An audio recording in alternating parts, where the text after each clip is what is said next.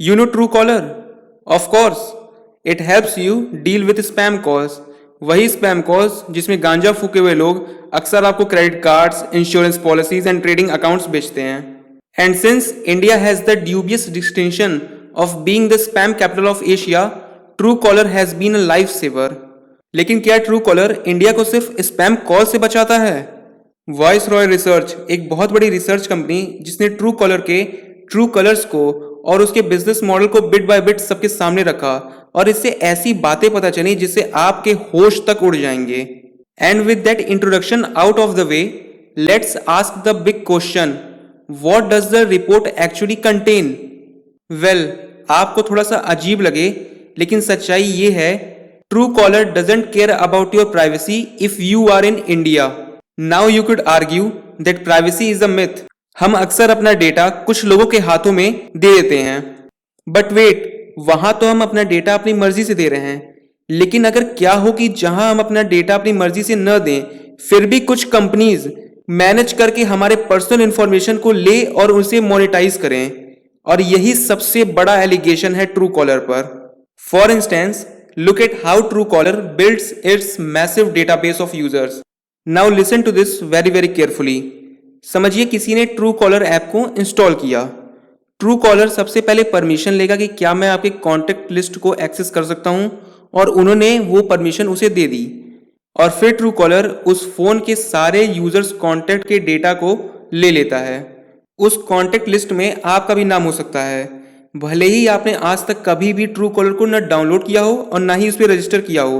But then also you are now a part of their database, even though you didn't explicitly consent to any of this.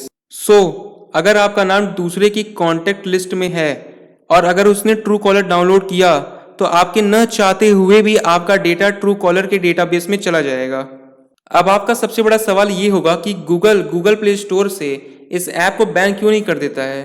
क्योंकि rule यही है कि अगर कोई app बिना permission के किसी यूजर से उसकी पर्सनल इंफॉर्मेशन को लेता है, तो उस ऐप को हमेशा के लिए बैन कर दिया जाएगा. लेकिन ट्रू कॉलर इन सभी चीजों से बच निकला with a couple of tricks. Firstly, it has deals in place with phone manufacturers that preinstall the app on Android phone sets. And secondly, it nudges people to sign up using web browsers. In both these cases, it is able to bypass the Play Store policies. And now, what is the end result? अब आपको थोड़ा shock लगेगा, लेकिन true collar के monthly active users 300 million हैं, लेकिन इसके database में कॉन्टैक्ट लिस्ट है 5.7 बिलियन. लेकिन ये सब यहीं खत्म नहीं होता है. कुछ साल पहले यूरोप इंट्रोड्यूस करता है general data protection regulation GDPR. It is a bunch of regulation aimed at protecting people's privacy. For example, let's assume that someone living in France signed up and gave Truecaller access to their contact list. Truecaller wouldn't be able to scrap the phone book and add names and numbers to their database because GDPR prohibits such activities. लेकिन Truecaller इससे भी बच निकला. यार, इन बड़ी बड़ी companies को बच निकलने का रास्ता कैसे मिल जाता है? It moved all its data centers to India. And in some ways, it became an Indian company to bypass GDPR. After all, India doesn't have a data privacy and protection bill yet. So they could argue that the GDPR isn't applicable to Indian users. But Viceroy Research believes otherwise. They argue that GDPR is applicable to all its users, even Indian users, despite them moving their data centers to India. Also, Truecaller doesn't behave like an Indian company. For taxation purposes, Truecaller became a Swedish company since India has a higher corporate tax, and that's another charge Viceroy Research has made. अब तो चीजें और ज्यादा खराब होनी start हो चुकी हैं.